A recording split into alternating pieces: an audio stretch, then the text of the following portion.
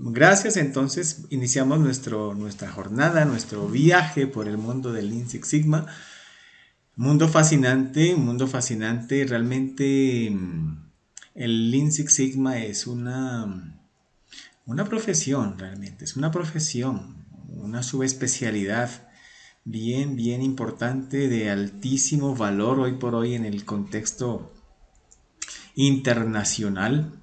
En el contexto colombiano estamos asistiendo ahorita a una especie de una segunda ola, porque una primera ola, digamos, hace unos 10 años que aparentemente no se le prestó mucha atención, pero sí hubo un avance importante y esta época es muy, muy, muy, digamos, especial en el sentido de que las organizaciones, las entidades educativas también empiezan a ver nuevamente la importancia que quizá en años atrás no se le dio porque permanece y sigue vigente. ¿A quién no le interesa tener una metodología fuerte, robusta para resolver problemas importantes en las organizaciones? De eso se trata el Lean Six Sigma. Es una estrategia, es una metodología. Con ella también se puede construir una cultura y por ende una filosofía para resolver problemas. Yo les llamo problemas crónicos. Problemas crónicos. No son cualquier tipo de problema los que resuelve el Lean Six Sigma. Son problemas de verdad de alto impacto, con la voz del cliente en primera instancia. Así que el tener hoy por hoy unas competencias importantes en Lean Six Sigma para algunos de ustedes será un primer acercamiento, para otros tienen ya algún avance. Es un camino largo, aunque depende pues del nivel al que quieran llegar. Pero en todo caso es un camino fascinante porque el desarrollar competencias para poder traducir en soluciones a problemas en las organizaciones, y no solamente cuando hablamos de problemas en las organizaciones, hablamos de procesos o productos, servicios ya existentes. También dentro del Lean Six Sigma se puede, digamos, abordar problemáticas para etapas primarias, tempranas, para productos, servicios que están en proceso de diseño, ¿no? Esto se le llama Design for Six Sigma o diseño para Seis Sigma, que tiene unas connotaciones bastante especiales, pero que veremos a lo largo del curso. A lo largo del curso, digamos, el elemento esencial, ¿no? En este nivel de formación planteado por este curso, ¿no? Que es el famosísimo, la famosísima lógica, diríamos, ¿no? O algoritmo, le llaman algunas personas, ¿verdad? El famosísimo DMAIC: definir, medir, analizar, mejorar y controlar. Vamos a, el curso está basado en el DMAIC: definir, medir, mejorar, definir, medir, analizar, mejorar y controlar.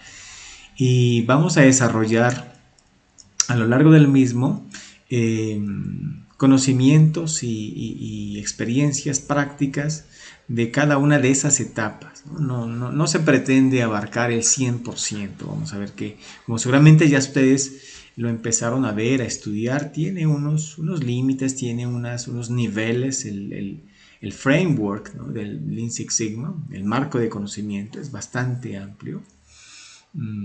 Yo les comento que comencé en el 2011 a formarme en Lean Six Sigma y estamos a agosto del 2024 y sigo formándome en Lean Six Sigma, sigo profundizando en temas, sigo avanzando. Es como una especie de ir, digamos, avanzando en capas, capa tras capa, cada vez más profundo, temas y aspectos importantes que obviamente con la práctica, poniendo en contexto en el sector real, se va ganando esa experticia, esa confiabilidad en el desarrollo de las herramientas. Así que, de entrada, bienvenidos a este importantísimo curso. Seguramente quienes quedarán con el gusto, el sabor de este curso, seguramente irán a a una siguiente etapa en su formación, ya sea en el mediano o largo plazo, para ir avanzando en este proceso, ¿no? Avanzando en esta formación y en la práctica. Es que este curso, Lean Six Sigma, tiene la posibilidad de que usted como estudiante ingrese o se una o se asocie con CertiPro para certificar el nivel de formación, ¿no? El nivel de formación que en este caso es un Yellow Belt, pero bien robusto, ¿no? Un Yellow Belt bien robusto. Hay diversas formaciones de Lean Six Sigma en el mundo, ¿no? Formaciones bastante light, ¿no? y otorgan certificados y demás, ¿no? Pero esta formación, este curso está muy a la par de una de las mejores formaciones que hay, ¿no? Se ha basado en escuelas tales como, primero, la ASQ, que es la entidad más importante en el mundo en calidad, la Asociación Americana de la Calidad, Consejo Internacional del Lean Six Sigma, y el Consejo Brasilero del Lean Six Sigma, y también hay una entidad de formación muy importante que yo les recomiendo muchísimo, que también es brasilera, que se llama MF Entrenamiento. La guía básicamente contiene actividades básicas para el reconocimiento inicial. Hay una primera actividad que tiene que ver con la identificación ante unas situaciones de qué tipo de variables son. Ya voy a hacer un poquito de fundamentación al tema, ¿no? Al tema de la actividad 1. ¿No? Hay 4 variables. Hay una información importante que ustedes deberían estudiar del entorno de información, donde esto se despliega de una manera muy simple, ¿no?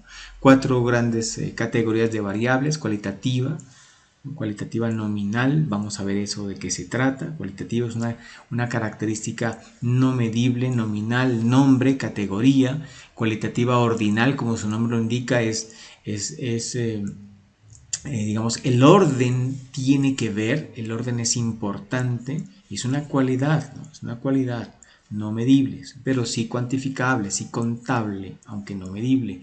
Las cuantitativas es medible, ¿no? Es medible, y tenemos allí 2 categorías, discreta y continua. Vamos a ver eso en detalle en lo que sigue. Entonces, ante una serie de 10 elementos, 10 situaciones, pueden utilizar este mismo cuadro que está aquí. Ustedes deben identificar en tipo de variable si corresponde a una variable cualitativa nominal, cualitativa ordinal, cualitativa discreta o continua. Vamos a ello aquí. ¿Qué es la metodología 6 Sigma, el Lean Six Sigma, ¿no? Entonces, este texto recoge de buena manera lo que es el Lean Six Sigma. Lean Six Sigma, una estrategia de mejoramiento significativo. Entonces ahí ya empezamos a hacer distinción. No es mejoramiento continuo, sin decir que el mejoramiento continuo es, digamos, sin decir una palabra en contra del mejoramiento continuo. El mejoramiento continuo es absolutamente importante, ¿no? Vía Kaizen o Kaizen, vía círculos de calidad, ¿no? Acciones correctivas, gestión del riesgo, perfecto, maravilloso y suma. Pero el Lean Six Sigma se encarga de hacer mejoramientos de mucho más impacto, ¿vale? Porque tiene un arsenal de herramientas de más impacto, es decir, y obviamente de acuerdo a cómo comprendamos el uso de las herramientas Lean Six Sigma, las vamos a utilizar de manera apropiada. No vamos a utilizar, metafóricamente hablando, una bazooka para matar a un mosquito, ¿verdad? Entonces, algo así. El Lean Six Sigma por eso se encarga de resolver problemas crónicos de alto impacto en el cliente. Entonces, el cliente ya entró allí al contexto. Vamos a tener que conocer al cliente. No se contrapone a los sistemas de gestión, por ejemplo, ¿no? El ISO 9001 en el capítulo 4 tiene que ver con el cliente, ¿no? El conocimiento, ¿no? El contexto, el conocimiento del cliente, de las partes interesadas, de stakeholders, y una buena implementación de estos sistemas de gestión nos ayudan de una manera muy importante para el despliegue de estos proyectos. Entonces, la voz del cliente es importante para reducir, miren, la variabilidad, ¿no? Los procesos varían, siempre varían, es una característica, diríamos, permanente de los procesos varían, pero esa variación con el Lean Six Sigma se reduce de una manera, digamos, de una manera bastante importante, ¿no? De hecho, más es Six Sigma enfocado a reducir la variabilidad, como varios ya de ustedes en los foros lo han aducido de manera importante y correcta, ¿no? Y también eliminar todo tipo de waste, de ineficiencia, de desperdicios, ¿no? de elementos que no aportan valor. Y ahí hay tres palabritas que empiezan con MU que hacen referencia a este tipo de ineficiencias o también llamados limitantes de la productividad. Muda, Mura y Muri. También tendremos una actividad relacionada con esto, ¿no? Muda tiene que ver con desperdicios, ¿no? Les anuncio que hay 8 tipos de desperdicios, ¿no? 8 tipos de desperdicios. Mura tiene que ver con la variabilidad, con el desbalanceo. Y la Muri tiene que ver con las sobrecargas, procesos y todos los elementos que interactúan en un sistema, ¿no? El talento humano, ¿no? La sobrecarga también. Entonces, el Lean Six Sigma es poderoso por esto, ¿no? Porque tiene una confluencia de dos grandes, digamos, en su momento fueron tendencias importantes en el management, pero que hoy han conformado pues una especie de tándem supremamente importante de gran aporte, ¿no?, a las organizaciones, y ahí obviamente da pie para muchos otros elementos, por ejemplo la TOC, ¿no?, la teoría de restricciones, que es tan importante también, ¿no? Theory of Constraints. Bien, entonces todo esto se aplica a todo tipo de organizaciones, mis amigos. Lean Six Sigma no, si bien nació en un contexto manufacturero, lo propio el Lean, ¿no? Lean, el Six Sigma también, no se quedó allí. Todo tipo de organizaciones pueden aplicarlo, servicios, fabriles, grandes, pequeñas. ¿Por qué razón? Miren la primera parte del texto, porque en todas hay problemas importantes. En todo tipo de organizaciones van a haber problemas crónicos, problemas relevantes que para el cliente son significativos, problemas medibles, por supuesto. Entonces, por eso es importante la aplicación en todo tipo de organizaciones, y aquí se emplea, ¿no? Se emplea una metodología estructurada. La que vamos a ver es esa de Mike. No es la única, les decía, no es la única, pero tienen todas las demás metodologías para llevar a cabo proyectos de Lean Six Sigma, tienen, digamos, un 80% de la misma estructura, ¿no? Entonces se fundamenta en principios Lean, métodos, técnicas, herramientas estadísticas y no estadísticas para generar procesos esbeltos, ¿no? Esbelto es magro, ¿no? Es una persona esbelta, una persona que no le magra, ¿verdad? Una persona que no le sobra ni le falta, ¿no? Entonces lo mismo en los procesos magros, sin actividades redundantes que no generan valor, que trabajan a una velocidad, a la velocidad que deben trabajar. Entonces todo esto es la propuesta del Lean Six Sigma, y de altísima calidad, ¿no?, para entregar el valor esperado al cliente. Entonces, como ven, es una propuesta bastante interesante. Han habido, como en todas las herramientas y las estrategias, las metodologías, empresas que han tenido éxitos y también fracasos al aplicar cualquier tipo de estrategia, pero generalmente, aunque todos los modelos, según George Box, ¿no?, todos los modelos son ruines, son malos, solo que algunos son útiles, decía él, George Box, gran estadístico. Pero generalmente los fracasos en las organizaciones cuando utilizan estas estrategias de solución va por quizá flaquezas en la implementación, ¿no? Flaquezas en la implementación, temas de desconocimiento, temas de apoyo de la alta dirección, temas de no haber identificado correctamente el problema el cual vamos a resolver. A veces creemos o queremos de entrada resolver problemas demasiado grandes y eso puede limitar, ¿no?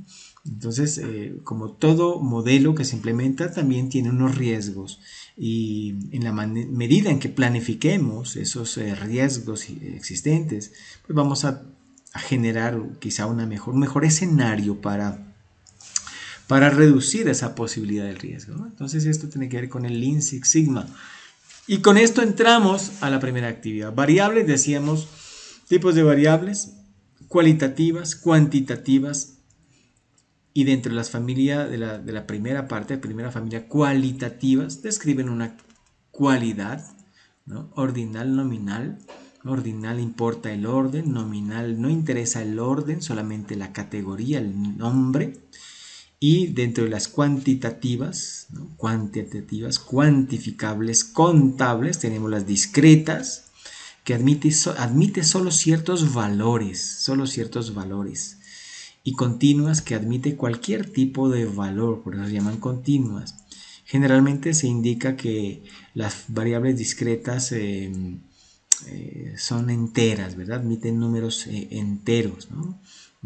3 personas, 4 personas, 5 personas, variable discreta. Pero no podemos hablar de 4,5 personas, ¿no? Porque la cuantificación del número de personas en un determinado lugar, pues es una variable discreta, ¿no? Una variable entera. En cambio, las continuas admite cualquier valor. El peso de esas personas, por ejemplo, alguien pesará 38,3 kilos y es válido el peso. Alguien pesará 80,7 kilos, es válido el peso, ¿no? Entonces, eso es lo que vamos a trabajar. Aquí entramos ya en materia, ¿no? Porque partíamos de un concepto de Lean Six Sigma, pero para ir desentrañando tenemos que hablar de esta primera gran capa superficial, ¿no? Porque siempre trabajaremos bajo hechos, bajo datos, ¿no? Problemas medibles, cuantificables. Para ello tenemos que hacer una primera estación aquí en las variables. Aquí yo les traía algunos ejemplos, algunos están en su guía, obviamente esas no las vamos a resolver, ¿no? La temperatura del horno, ¿qué será, no? Pero ustedes tienen que indicar allí si es continua, si es continua o si es discreta, si es ordinal o si es categórica o nominal, ¿no? Cantidad de trabajadores entrenados, por ejemplo. Vamos a ver aquí alguna. Miren. El curso favorito de los alumnos de la escuela es cualitativa nominal, ¿no? Porque es el curso favorito. Para usted el curso favorito fue, no sé, hablemos de matemáticas, o física, o Lean Six Sigma, o fue estadística, o fue logística, o fue logística inversa, ¿no? El famoso reverse logistics processes, ¿no? Logística inversa. Entonces, aquí en este ítem 3 solamente hablamos de una cualidad, no lo podemos medir, ¿no? No lo podemos medir, pero sí podemos darnos cuenta y podemos estudiar ese tipo de variables, ¿no? No hablamos de un orden allí, ¿no? No hablamos de un orden, solamente el favorito. Si dijéramos los 3 primeros cursos que a usted más le agradan de su carrera, ahí estamos pidiendo una ordenación, un orden, ¿verdad? Un orden. Entonces, si la declaración fuese así, entonces ahí hablaríamos de ordinal, ¿no? Vamos a ver otros allí. Miren. Cantidad de clientes atendidos en un restaurante en un día. ¿Por qué es cuantitativa? Porque se puede contar. Usted puede contar el número de clientes atendidos. Y es discreta, ¿por qué? Porque solo admite valores finitos, ¿no? Hablamos de 1000 clientes, 50 clientes, 100 clientes, valores finitos, ¿no? Pero no vamos a hablar y valores enteros, ¿no? De 80,8 clientes, no tiene sentido, ¿no? Mire, lugar que ocupa un nadador en una competencia, ¿no? Hablamos del lugar, es una cualitativa ordinal. Entonces este es un ejemplo de cómo ustedes pueden resolver longitud de una pieza. Entonces, ¿cómo lo medimos? ¿No? Un instrumento de medición es cuantificable, es medible y admite cualquier valor, infinitos valores, ¿no? Esa es una de las características de una variable cuantitativa continua, admite infinitos valores. ¿Por qué infinitos? ¿No? Imaginémonos una pieza del tamaño de una de una regla, ¿no? De una regla de las que normalmente usamos como útiles de escritorio, ¿no? Más o menos de 30 centímetros. Entonces usted tiene un instrumento de precisión, digamos, de cierta precisión, hablemos de un calibrador, o famoso pie de rey, ¿no? O incluso un instrumento láser. Bueno, usted puede decir, mide 30,5 centímetros, 30 y medio. Eso lo hizo con una regla, ¿no? Toma el calibrador y dice, no, mide 30,548 centímetros. Entonces mire que ya dio unos valores más precisos y viables. Y podrían ser infinitos sus valores, ¿no? Con un instrumento, imagínense el instrumento más preciso que existiese. Podría ser válido tener un dato tal como 30,58456810, la mantiza de números que fueren. Es cuantitativa continua. Cantidad de productos defectuosos. Vamos a tener 20 defectuosos, 50 defectuosos, 30 defectuosos, pero no vamos a tener 10.1 defectuosos. Volumen de llenado de un recipiente. Continuo, admite cualquier valor. Color de las puertas traseras de un vehículo. Es una cualidad, ¿no? No lo podemos medir, ¿no? Miren estas que dejé en rojo allí, ¿no? Esas que dejé en rojo allí, porcentaje de piezas defectuosas. Cuando tengan el tema de porcentajes, aquí mi recomendación para que hagan el ejercicio es, piensen por favor cómo sale ese porcentaje, cómo lo calcularía, ¿no? Generalmente esto se le llama, digamos, variable de ratio, ¿no? Es un ratio, una relación de dos variables, generalmente un numerador y denominador. Piensa en el numerador y ahí analice si ese numerador es continuo o es discreto. Piensa en el denominador. En el caso de piezas defectuosas, ¿cómo lo calcularíamos? Diríamos, piezas defectuosas sería el total de piezas defectuosas dividido el total de piezas producidas, ¿verdad? Y entonces, el total de piezas defectuosas, ¿qué es? ¿Es continua, discreta o es continua o es discreta? ¿Verdad? Cuantitativa, sí es cuantitativa, pero es discreta o continua. Y el total de piezas producidas será continua o discreta. Y de ahí, de esa relación, usted puede deducir de qué se trata esa variable de ratio. Entonces, tengan muy en cuenta eso. En esta segunda sección, segundo elemento que quiero rápidamente compartirles, ¿no? Compartirles aquí. Luego volvemos a la guía, porque ya es importante mencionar esto, ¿no? Siempre vamos a trabajar sobre aquellos rasgos diferenciadores de un producto, de un servicio medible. En Lean Six Sigma necesitamos que sea medible y que es importante para el cliente, que es un factor clave de éxito para el cliente. Esto es una característica de calidad, ¿no? Ahí les he puesto para su lectura los conceptos de característica y característica de calidad de los sistemas de gestión, ¿no? Hablemos de este producto, un tornillo drywall que creo que todos conocemos, la gran mayoría. Hablemos de las características de calidad de ese tornillo, ¿no? Que son rasgos distintivos del elemento. Puede ser también de un servicio. Y ahí vienen las variables que acabamos de ver, ¿no? Es como el cierre de ese tema, ¿no? Variables, atributos. Variables tales como el peso del tornillo, la longitud del tornillo, el diámetro del vástago, número de pasos, amplitud de cada paso, composición metalúrgica, estrías. Y atributos como color, tipo de cabezal, forma del recorrido, tipo de superficie. Miren que los atributos no los podemos medir, ¿no? Pero sí podemos monitorear, sí podemos controlarlos, ¿no? En cambio, las variables, ahí habrán continuas o discretas, ¿no? Continuas o discretas. Pero las podemos medir, ¿no? Las podemos medir. Por ejemplo, el número de estrías, ¿no? El número de estrías en la cabeza, ¿no? Es una variable discreta, ¿no? Discreta, es finito, ¿no? El número de pasos, por ejemplo, ¿no? O roscas que tiene, también es una variable discreta, ¿no? Discreta. Aunque podría darse el caso, ¿no? De que tenga una fracción, ¿no? Podría darse el caso. Entonces, eso es con base en esa parte. Primera actividad, voy a parar allí y voy a matizar nuevamente con nuestra guía, ¿no? Vamos a tirar con la guía ahí. Espero que esté la guía de actividades nuevamente de vuelta en la pantalla. Si hay alguna novedad, por favor me la comenta. ¿Por qué? Porque vamos a hablar de la actividad 2. Ya hablamos de la actividad 1 y cómo la vamos a resolver.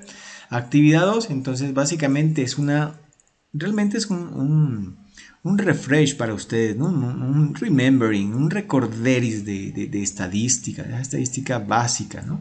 Entonces se da una serie de datos, en este caso es el peso de pan de molde de 500 gramos, ese 500 gramos es el valor ideal del peso de ese pan, ¿no? Miren que el peso del pan de molde, el peso, es la característica de calidad. Vamos a estudiar esa única característica. Usted podría estudiar todas las características de relevancia para el cliente. Estudiar todas las características de calidad de un producto o servicio es posible, pero puede ser no práctico, ¿no? No práctico y además de costoso y demorado. Entonces nos enfocamos a las más importantes. Entonces dice aquí el ejercicio que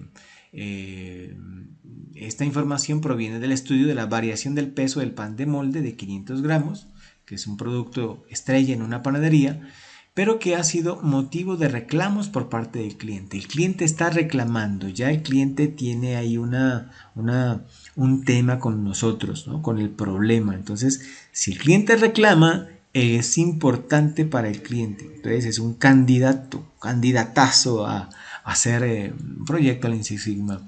En un día particular se tomó, usted profesional fue y tomó una muestra de 6 panes en las 5 horas de operación, ¿no? Ahí están las 5 horas, a las 8 de la mañana 1 hora, a las 9 tomó otras 6 piezas de pan, a las 10 otras 6 piezas y pesó cada una de esas piezas. Y esos datos son los que están allí, ¿no?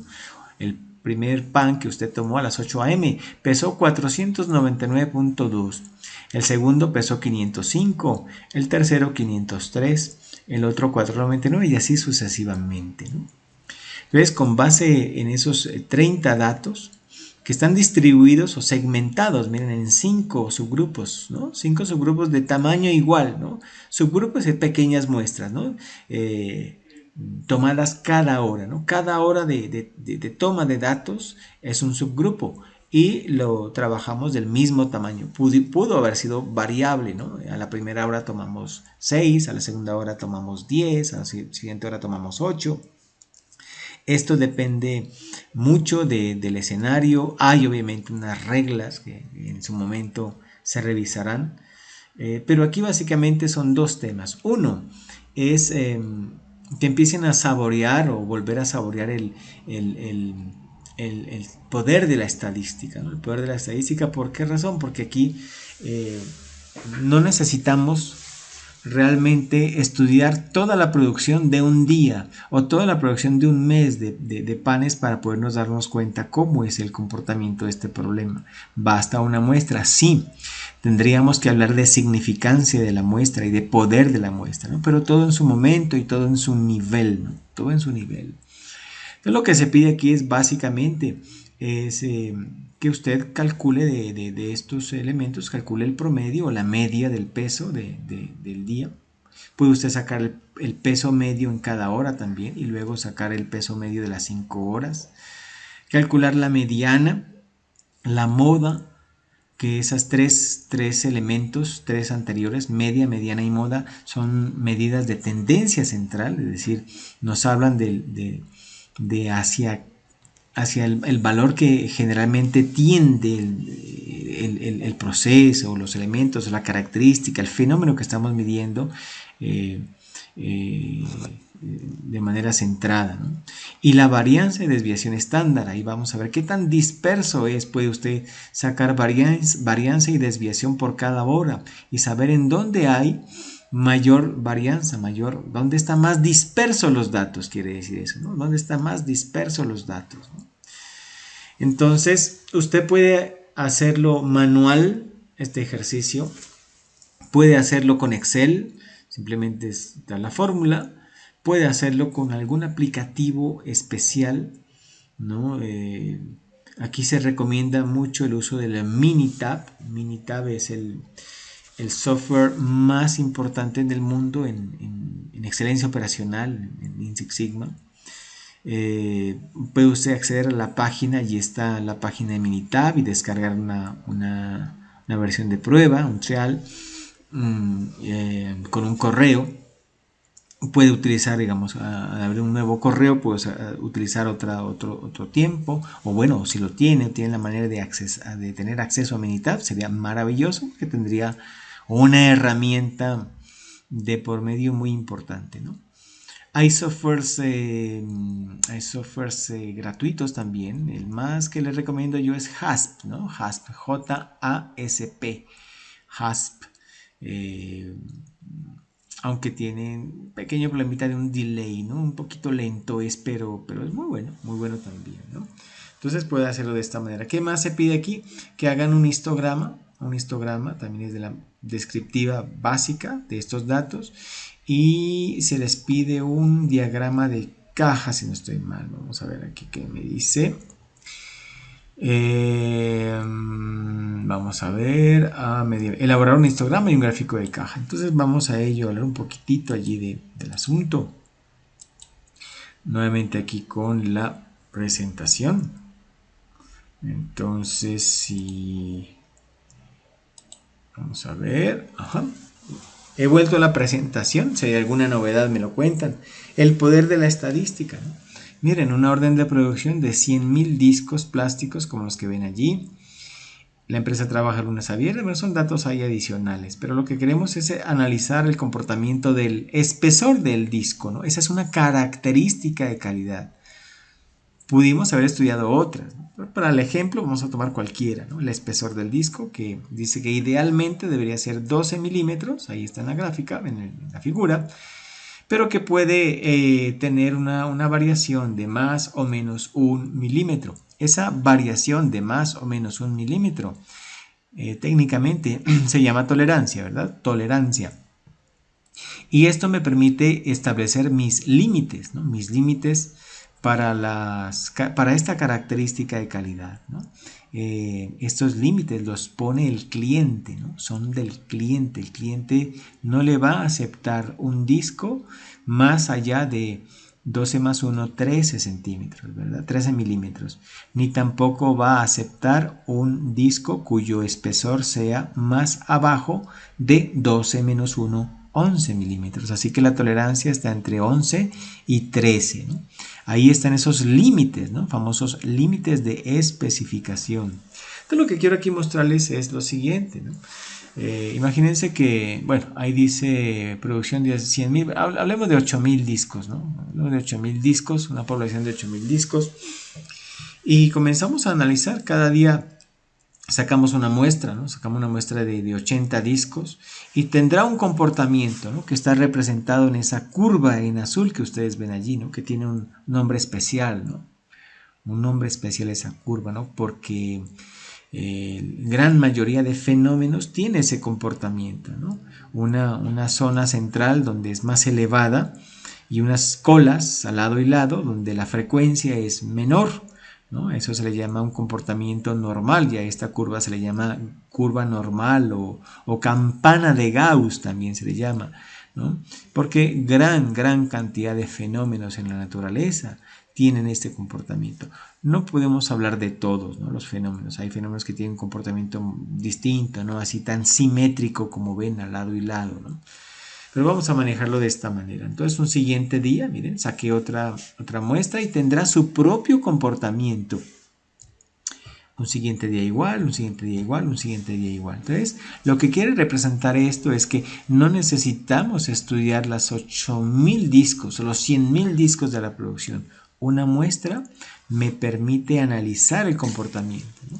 Pero no solamente es la estadística descriptiva, es decir, no solamente aquí cobra valor el uso de técnicas como hacer el histograma que se pedía, o el diagrama de caja, ¿no? Ya el siguiente nivel tiene que ver con la estadística inferencial, ¿no? Para poder concluir a partir de una pequeña muestra concluir sobre la población. Y ese es el poder de la estadística, miren, que a partir de una muestra, cualquiera de estas que ven allí, o incluso las 5 que ven allí, ¿no? Son 5 días, 80, 8 por 5, estamos estudiando 400 discos, y con 400 discos podemos concluir acerca de la población. Entonces, por eso es importante el estudio de la estadística, y por eso Lean Six Sigma se relaciona mucho con la estadística, ¿no? Entonces, con 400 discos todos, ¿no? Entonces, hay algunas medidas de tendencia central, como por ejemplo media, mediana, moda, media geométrica, armónica, medidas de dispersión o variabilidad, rango, amplitud, varianza, desviación estándar, coeficiente de variación, y una que no vamos a ver ahora, que es kurtosis o medidas de forma, ¿no? Es qué tan aplanada o achatada es esa curva, ¿no? Comencemos con la más sencilla. Esto es muy simple, pero voy a darles un par de tips ahí importantes que generalmente no se muestran. La medida de tendencia central, pues más conocida, es la media, famosa media aritmética. Entonces, aquí tenemos una forma de calcular las medias. Denme un instante, por favor, allí. Yo arreglo aquí una situación. Un segundo, por favor. ¿Ese recibo de la factura del cambio de aceite? Ah, sí, sí. Lo del freno. Lo de la llanta, ¿cuánto costó? No, nada. No, solo lo revisamos más. Y no está botando. Entonces, ¿le sacó? Lo sacamos y es un chiquitico, un tornillo en la cabeza del tornillo. No hubo que hacerle parche. Nada. Entonces está picadita la vaina. No, está perfecto. Bueno. De pronto más adelante, no sé si una semana o 4 meses, hagámosle rotación de llantas. Ya. En cruz.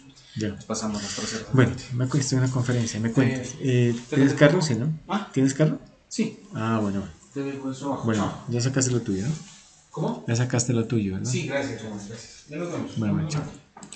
Bueno, volviendo aquí al asunto, mis amigos. Entonces, miren las fórmulas ahí de media, mediana y moda. Media es súper sencillo, ¿no? Es sumar todos los datos y dividir por el número de datos, ¿no? Ya sea poblacional, por eso hay una N mayúscula, o en este caso muestral, ¿no? Es un estadístico que se lo denota como X barra, y cuando es poblacional se lo denota con la letra griega mu, ¿no? Mu. Entonces ahí para que lo tengan. Si los datos son 1, 2, 3 hasta el 10, miren, esto es importante, esto les voy a decir, muy sencillo, pero es importante. La media pues sería el promedio de ellos, ¿cierto? Sumar los datos y dividir entre el número de datos, 10 datos, ¿verdad? Entonces eso daría 5.5, ¿no?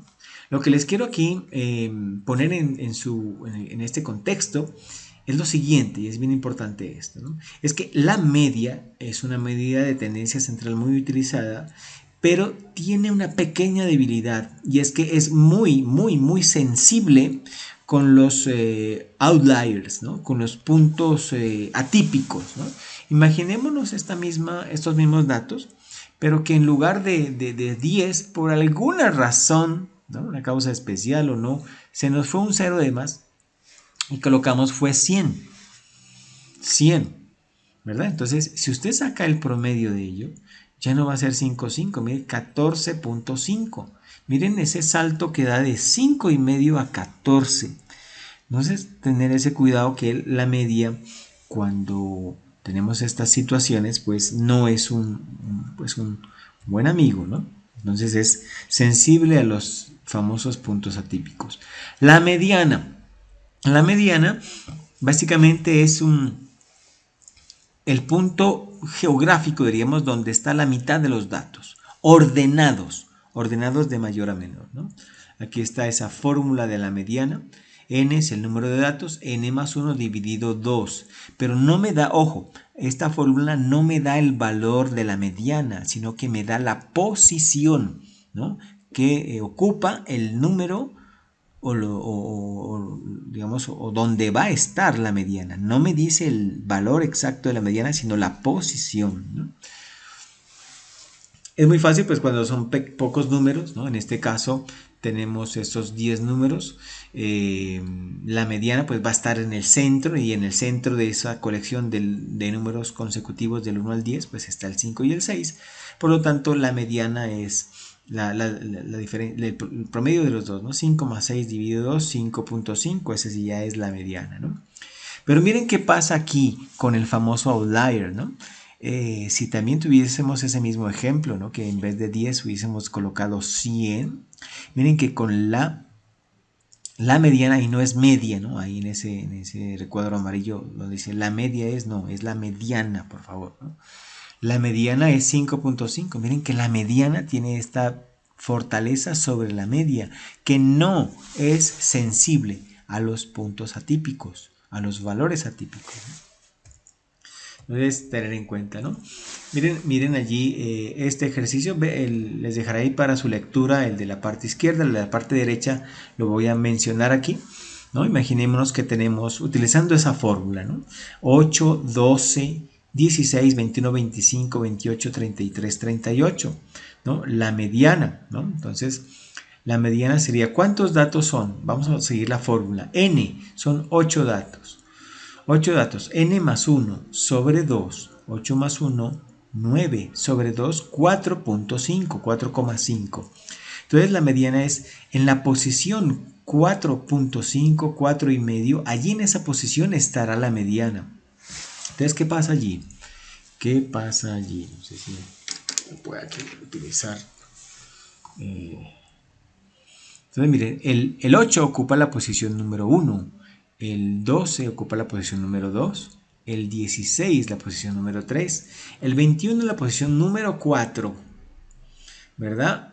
Y el 25 está la posición número 5. Es decir, que la mediana está entre la posición 4 y la posición 5. En la mitad de esos dos está la mediana, porque nos dijo la fórmula que era la posición 4.5. Entonces, ¿cómo calculamos ya el valor, ¿no? Entonces, ¿qué es lo que hace? Aquí está el procedimiento. Primero se toma el valor de la posición 4. Posición 4 es 21.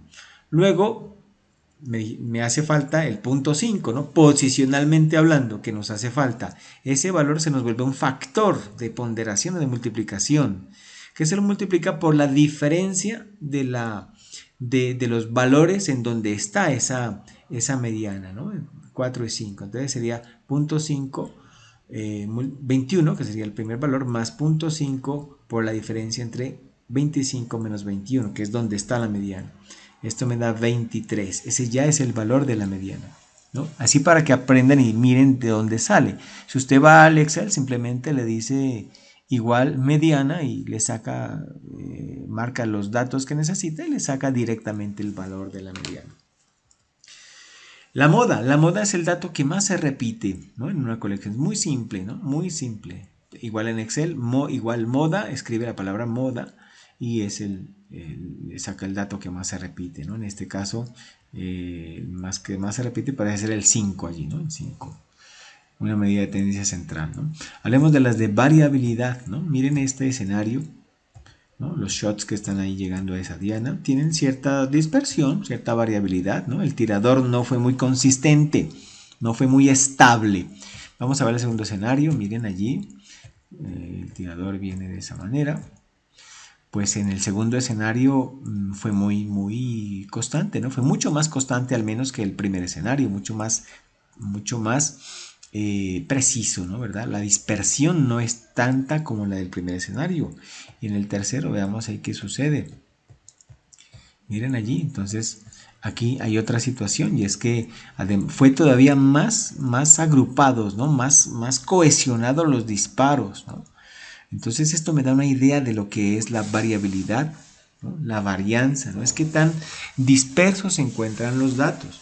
Entre mayor sea el valor de la varianza, más dispersos están los datos, más alejados entre sí, más alejados respecto a un valor medio. Entre menos valor tenga la varianza, pues será más conjunto los datos, ¿no? Entonces varianza 1 va a ser más grande que la varianza 2 y que la 3, ¿no? Y esto lo indica de esa manera, ¿no? Bueno, Básicamente, esa es una medida de tendencias de variabilidad. La otra medida es el rango, la amplitud. Es súper sencillo. Rango, amplitud es una medida para calcular qué tan dispersos los datos. Y es muy simple porque simplemente es el valor más grande menos el valor más chico, más pequeño, ¿no? Máximo menos mínimo, ¿no? Si los datos son los que están allí, el rango será 10 menos 1 igual a 9. Entonces ya me dice algo de esos datos, ¿no? Esos datos. Aquí tenemos varianza de desviación estándar. Miremos allí. ¿Qué significaría si los 10 shots están sobrepuestos en el mismo punto? Aquí no me interesa saber si está dando al blanco. Eso es otro concepto, ¿no? Vamos a hablar de la variación nomás. Si los 10 puntos están allí sobrepuestos, se indica que la varianza es cero, ¿verdad? O sea, tiene de excelente, ¿no? Dispersión cero, ¿no? Aquí está la fórmula para calcular la varianza poblacional y muestral, ¿no? Poblacional, la letra sigma al cuadrado, y muestral la letra S al cuadrado, ¿no?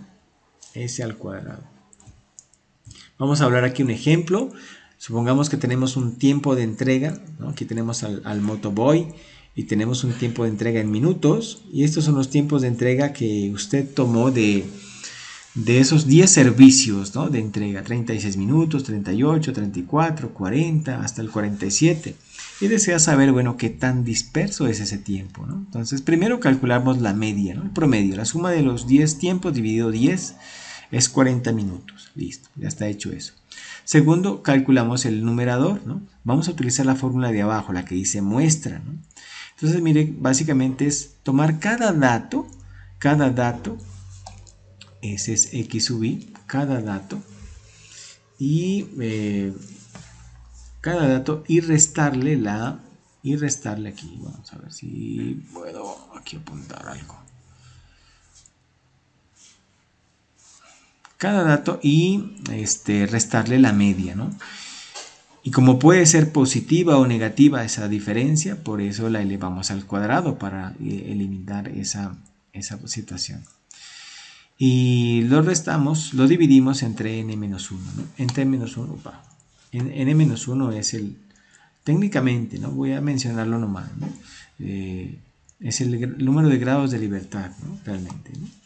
Pero bueno, eso es otro nivel, otra situación que en su momento lo abordaremos. Entonces vamos aquí a calcular el numerador, cada dato menos su media elevado al cuadrado. Mírenlo, allí está, y lo voy a dejar para que ustedes lo revisen.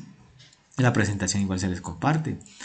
Y sale allí este valor. Aquí no me está dejando ver ese cálculo, ¿no? Ver ese cálculo. Y ahí nos sale esa medida, ese valor, pero ojo, ¿en qué unidades se está hablando? Minutos cuadrados, ¿verdad? Esos minutos cuadrados. Entonces puede ser muy desafiador hablar de minutos al cuadrado a un grupo, ¿no? Entonces por eso viene aquí la otra medida, que es la desviación estándar, que es la raíz cuadrada de la varianza, sencillamente, ¿no? La desviación estándar, la raíz cuadrada de la varianza, y con eso ya podemos calcular qué tan dispersos están. Entonces la raíz cuadrada de la varianza ya nos da 6.64 pero minutos, ¿no? También están las fórmulas en el Excel. Usted coloca desviación estándar y calcula directamente, ¿no? Directamente esos valores, ¿no? Okay, todo el mundo ya lo tiene, ¿no? Entonces, con base en eso, realizar esa actividad, ¿no? Entonces, sigma, ya nos iremos acercando al concepto del sigma. Voy a llegar aquí la hora. Sigma tiene que ver con la desviación, con la dispersión, ¿no? Esencialmente, sigma es una letra que indica dispersión o desviación, ¿no? Y la vamos a utilizar más adelante para el concepto del Lean Six Sigma, ¿no? Aquí está la fórmula. Y aquí tenemos el comportamiento de un proceso, miren, ¿no? Que nos indica esa amplitud de la curva, ¿no? Nos indica qué tan disperso está. Miren ahí tenemos un proceso, lo que quieran, cualquier característica de calidad medible. El promedio del proceso es mu sub a. y tenemos un sigma, una dispersión A, ¿no? Gráficamente es el punto, la distancia desde la media hasta el punto de inflexión de la curva, ¿no? Pero eso es otro asunto. Miren esa siguiente curva, que es lo que quiero que entiendan ahora, ¿no? Es muy diferente al azul, ¿verdad? Esta es más achatada, pero es más abierta, si se dan cuenta que es más abierta que la anterior. Por lo tanto, la dispersión es más grande. Si bien el promedio, miren de interesante esto, el promedio está en la misma posición. Mu sub A está igual a mu sub B. El promedio, en promedio, cualquiera que sea la característica que esté representando esto, en promedio es igual. 20, 30, 31.2, tanto para el proceso en azul como para el proceso en rojo. Lo que los diferencia muchísimo es la dispersión, ¿no? Los datos del proceso en rojo están mucho más dispersos que el proceso en azul, ¿no? Ahí significamos sigma de B como que nos indica la dispersión de B, ¿no? Y pongamos un proceso C, miren ese proceso en color oscuro, mucho más alto, más esbelto, digamos más preciso, con más magro, con menor dispersión. Es el proceso que está representado por la curva en color negro, ¿no? Miren que adrede hemos hecho que esos tres procesos tengan el mismo promedio. En cuanto a promedio, en cuanto a medida de tendencia central, no tienen ninguna diferencia. El promedio es el mismo.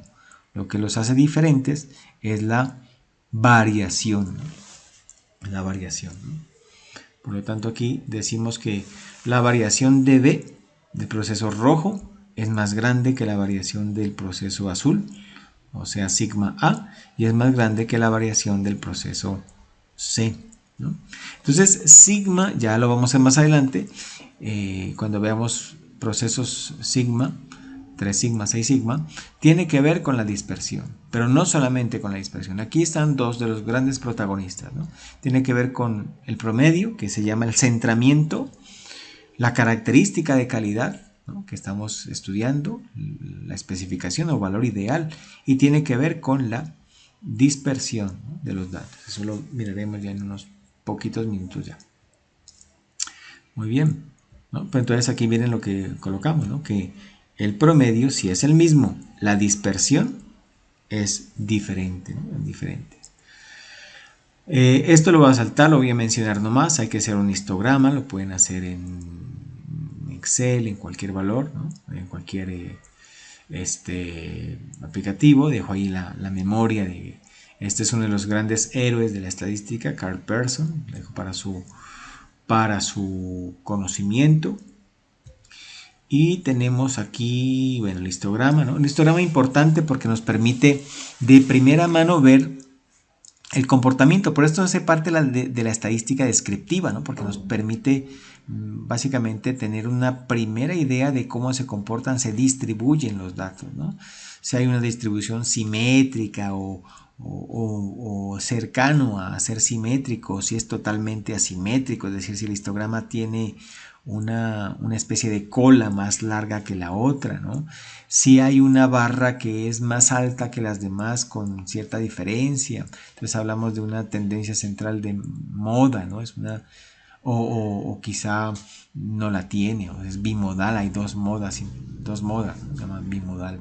Entonces, básicamente el histograma nos permite identificar cómo se distribuyen esos los datos que estudiemos. El otro gráfico que se pide es un diagrama de caja, un box plot. Algunos le ponen el apodo de caja y bigotes, pero simplemente es un decir, ¿no? Es un gráfico de caja. Lo vamos a ver un poquito más.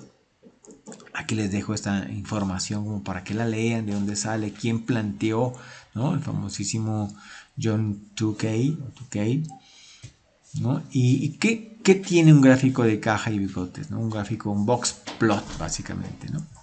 Básicamente es como la figura que ven allí, es un rectángulo, ¿no?, que está segmentado y tiene un par de líneas que tienen cada uno un significado. Cada elemento que lo voy a mostrar tiene un significado. Entonces, cada parte, miren, cada parte Q1, Q2, Q3 es un famoso cuartil. ¿Qué significa un cuartil? Un cuartil, como su nombre indica, cuartil viene de cuarto. Cuartil viene de cuartos. Y cuartos básicamente es dividir una serie de datos en cuatro partes, ¿no? En cuatro partes. Miren que ahí hay cuatro partes. Cuatro partes, ¿no? Cuartil 1, desde el principio hasta el primer 25%. Donde está el cuartil 1 indicaría que todos los datos por debajo del cuartil 1 son menores a ese valor. El 25% de los datos son menores a Q1. Q2, ¿qué es Q2? Es el cuartil 2. En el cuartil 2, mis amigos, está la mediana, es igual a la mediana. ¿Qué indicaría? Que el 50% de los datos está por debajo de ese Q2. Q3, el 75% de los datos está por debajo de ese valor. Y por encima, pues será ya el famoso, por encima del tercer cuartil, ¿no? Entonces, ahí están las cuatro partes que les decía. Aquí les dejo básicamente la fórmula para calcular el primer cuartil, donde está el cuartil 1. Quien quiera hacerlo, pues así a pedal, ¿no? A pedal, el número de datos más 1 sobre 4, ¿no? Pero como les digo, nos va a dar la posición, ¿no? Recuerda, cuando dice término, nos va a dar es la posición, no el valor exacto. Segundo cuartil, así como de la misma manera como mostré cómo se calculaba la mediana, exactamente igual. Cuartil 2 es la mediana, cuartil 3 tercer cuartil, y tenemos unos límites, ¿no? Límite inferior, allí está, cuartil 1 menos 1,5, la diferencia entre los dos cuartiles, y límite superior, ¿no? Q3 más 1,5, diferencia entre los dos cuartiles. La diferencia entre Q3, cuartil 3 y cuartil 1 se llama rango intercuartílico, ¿no? Y eventualmente hay puntos atípicos, famosos outliers, ¿no? Todo lo que está por debajo de ese límite, pero se llama límite, ¿no? Límite inferior, límite superior. Todo lo que está, cualquier punto que esté por debajo de ese valor, pues indicará un valor atípico. Voy a hacer algo más aquí, ¿no? Permítanme, voy a abrir algo más aquí para avanzar, ¿no? Voy a abrir el Minitab. Aquí tenemos el ambiente de este famoso aplicativo que se llama Minitab, software Minitab. Coloquemos cualquier dato, ¿no? De cualquier característica, ¿no? Coloquemos, no sé, estatura, ¿no? La estatura de un grupo, ¿no? Estatura, variable continua o variable discreta. Vaya pensando. Voy a generar unos números aleatorios, acá por la función de cálculo, números aleatorios. Voy a hacer que sean números normales. Aquí tengo todas las distribuciones de probabilidad que puede generar Minitab. Generalmente pues vamos a trabajar aquí las normales. Me pide cuántos números quiero, cuántos datos aleatorios. Voy a decirle que 100 datos, 100 estaturas, y que se almacenen en la columna que he rotulado como estatura. Voy a poner una media digamos de 1 con, ¿qué será? 70, 1,68 digamos allí, ¿no? Y vamos a poner una desviación estándar de 1,68, vamos a decir de 0, que será 0,3, 0,3, ¿no? Y generamos. Entonces ahí me genera, ahí tenemos 100 estaturas, ¿no? Alguien mide, y vamos aquí a pulir un poquito la celda, ¿no? Aquí el formato decimal, voy a decirle que 2 decimales nomás. Es muy parecido al Excel, miren, ¿no? 2 decimales. Entonces una persona mide 1,52, otro 1,86, 1,36, ¿no? Entonces van bien, ¿no? Entonces veamos aquí el asunto, ¿no? Voy a utilizar esta. Aquí están, como ven, los 100 datos. Mira, aquí hay 100 datos hasta abajo. Vamos a ver cómo se comporta, ¿no? Generalmente la variable estatura es una variable de características normales, ¿no? Vamos a utilizar herramientas estadísticas. Entonces, miren, Minitab, por ejemplo, me saca un histograma directamente, ¿no? Entonces, vamos aquí a la función gráfica, histograma. Saquemos un histograma simple, tiene varios tipos de histograma. Aceptamos. Me pide que lleve la variable, entonces la variable que vamos a graficar es estatura. Le damos seleccionar aquí abajo o doble clic, como quieran. Y no necesitamos más. Aceptar. Ahí está generando. Voy a mostrarles. Miren, entonces ahí está el histograma de estatura, ¿no? No confundir histograma con diagrama de barras. Por favor, ¿no? Es diferente, ¿no? Porque cada barra, aquí cada barra, lo que me está representando en un histograma es un intervalo, ¿no? Es un intervalo. Es un intervalo. Y una barra, si es un diagrama de barras, cada barra no me representa un intervalo, sino me representa el valor que corresponde. Entonces, tengan en cuenta esto, ¿no? Porque eso es no sé si recuerdan cómo construyeron un histograma, ¿no? Entonces, mire, por ejemplo, aquí esta barra que está centrada, la famosa marca de clase dice 1.6 y aquí me dice que hay 12 valores, 12 personas en la muestra que miden 1.60, ¿no? 1.60 allí, la marca de clase, pero realmente no es así. En un histograma tenemos que hablar de que no son 12 personas que miden 1,60, ¿no? 1,60 es el centro de ese intervalo. Realmente lo que me indica es que hay 12 personas que miden entre 1,55 y 1,65. Ese es el intervalo de esa barrita que está allí, ¿no? Veamos la barra más alta, ¿no? La barra más alta. Hay 17 personas, por eso esa es la moda, porque es la que más valores tiene, ¿no? Hay 17 personas que están entre 1,75 y 1,85, ¿no? 1,65 y 1,85. Entonces, esta es un histograma, nos da una idea de cómo se distribuyen los datos, si de pronto hay un valor atípico o no.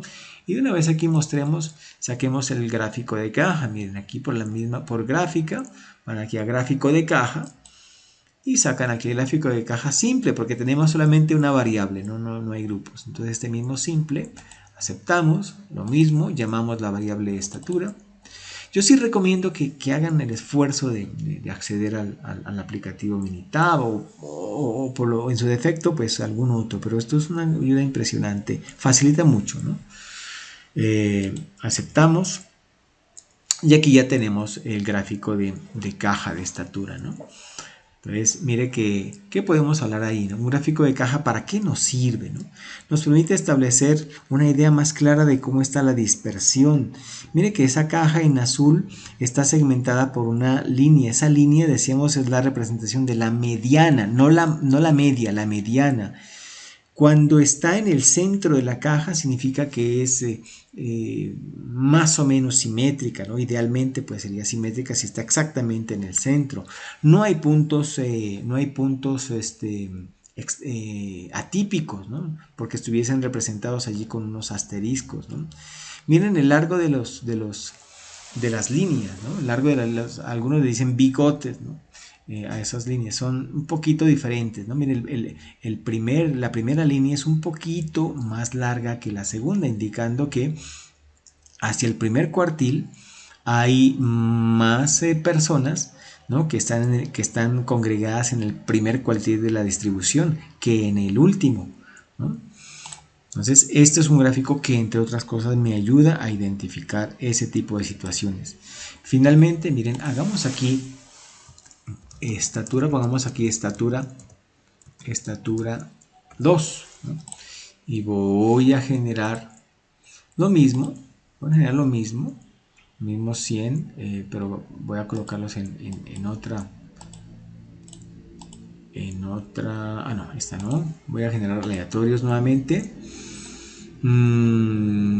aleatorios, normales, 100 datos, pero en la columna estatura 2, La misma media, miren lo que voy a hacer. Voy a dejar que sea la misma media, el promedio va a ser 1,68, pero voy a decir que la dispersión es más grande. Voy a decir que es de 0, voy a exagerar, ¿no? De 0,7, ¿no? Vamos a ver qué me genera allí, ¿no? Entonces, al hacer estos gráficos, por ejemplo, un histograma simple de estatura 2, vamos a ver qué me genera. Entonces, miren que ya hay un comportamiento un poco diferente, ¿no? Miren, aquí hay una cola un poco más fuerte hacia la derecha. Miren que 3,5, ¿no? Obviamente son datos supuestos, ¿no? Para poder comprender esto, ¿no? Vamos a hacer el gráfico de caja de estatura 2. Miren que aquí en gráfico de caja de estatura 2 me está generando ahí unos puntos atípicos, ¿no? Generalmente, obviamente depende de cada elemento, ¿no? Podría ser esos valores de 3 metros, ¿no? Podrían ser, no son avatares, ¿no? Son avatares, o quizá fue un error ahí de, de digitación, ¿no? Pero ya me muestra aquí un comportamiento muy diferente, ¿no? Al anterior. Entonces, eso con respecto aquí a... Bueno, y tiene muchas funcionalidades, ¿no? Miren, podemos sacar aquí, el último tema que muestro aquí, en estadísticas básicas, un resumen de datos, ¿no? Es bien importante esta función, dice resumen gráfico, miren. Vamos con la estatura 1, resumen gráfico.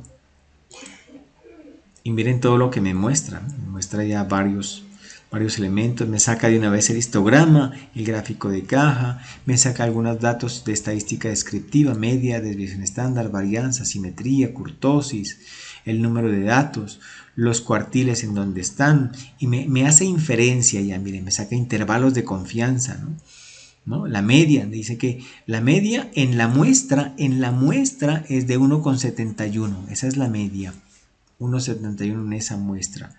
Pero con un 95% de confianza, la media va a estar entre 1,65 y 1,77.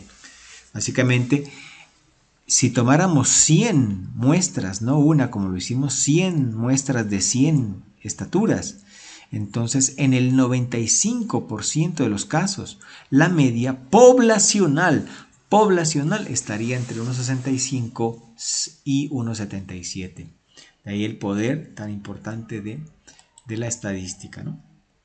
Entonces, ese es un tema importante. Bueno, en la guía, ya aquí vienen dos temitas, un temita más nomás, porque sí quiero que lo comprendan. En la guía, pues ya les pide, solamente lo voy a mencionar allí, les pide, mis amigos, vamos a ver aquí la guía. Ya les pide básicamente la lectura, ¿no? Actividad 3 es cuál es el concepto de Lean, de Six Sigma. He visto muy buenos aportes en los foros. Construir una representación gráfica de una página que muestre la historia del Lean Six Sigma. Identificar qué es un proceso 3 Sigma y 6 Sigma. Quizá en eso vamos a el último temita aquí que sigue. Lo haremos rápidamente, 15 minuticos más o menos. En la actividad 4, identificar también es de lectura. Identificar cada etapa de DMAIC, la D es de definir, la M es medir, analizar, la I es mejorar o improve y la C es controlar, ¿no? ¿Cuál es la estructura de roles para desarrollar un proyecto Lean Six Sigma? No es algo que se desarrolla solos, mis amigos.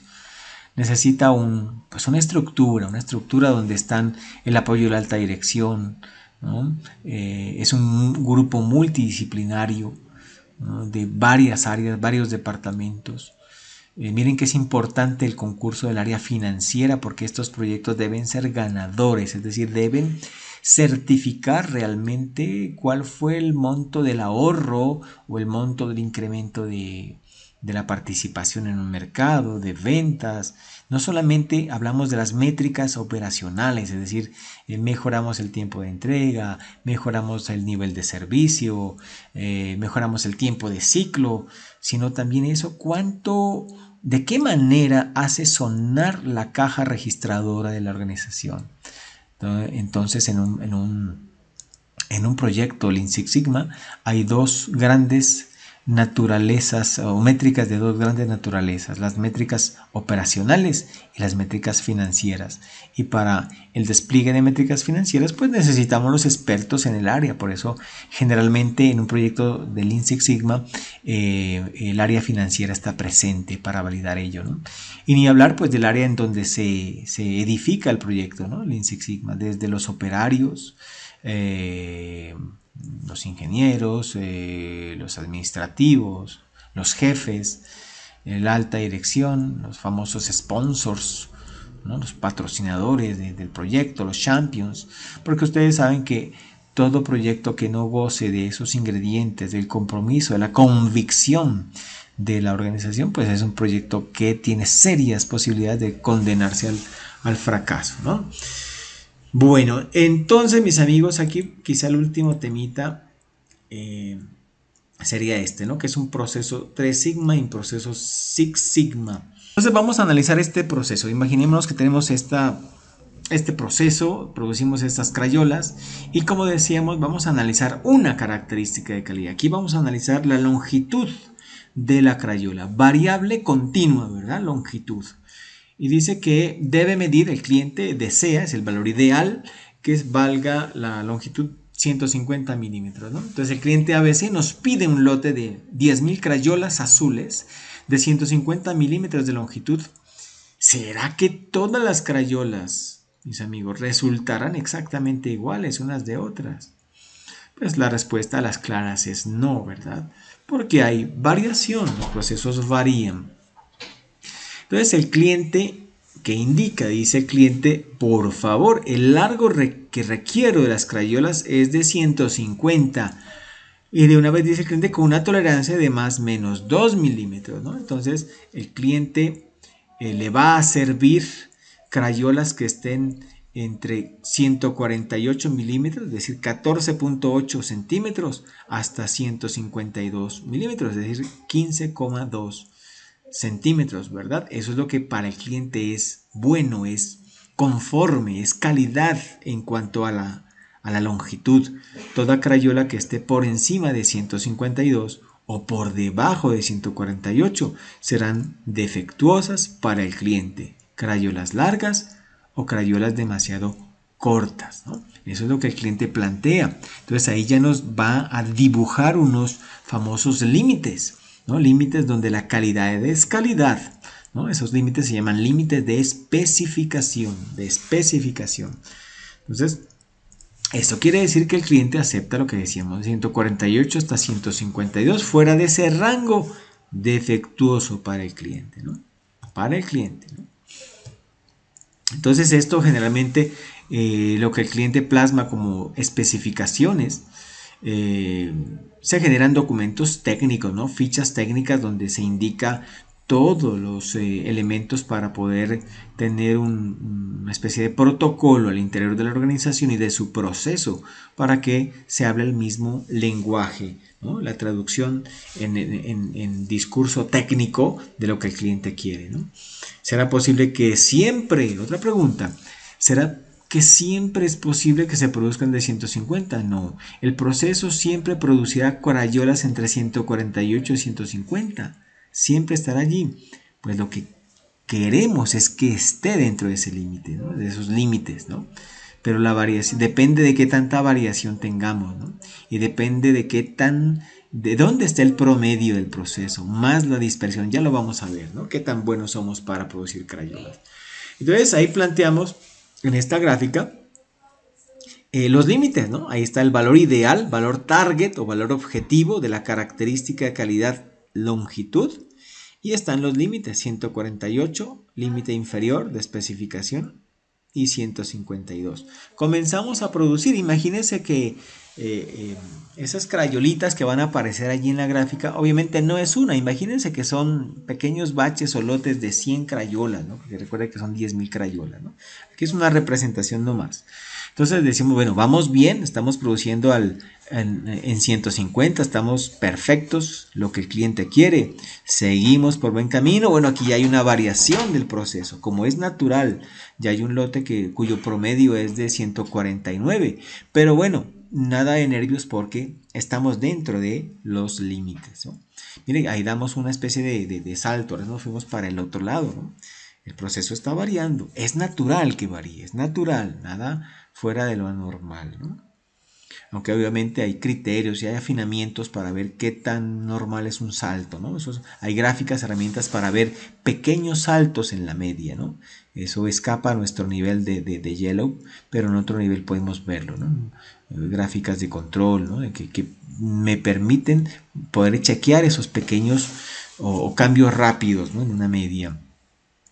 Miren cómo vamos. Uy, ahí nos fuimos cerca al límite inferior, ¿no? Entonces ya la cosa ahí empieza a tener otro cariz, ¿no? Entonces, pero bueno, logramos organizar el asunto, seguimos produciendo dentro de especificaciones, no tenemos problemas de calidad, entre comillas, digamos, pero aquí ya empieza a haber un pequeño problema, ¿no? Ya hay un lote, digamos, de crayolas que están por encima del límite superior, crayolas largas, ¿no? Demasiado largas, ¿no? 153.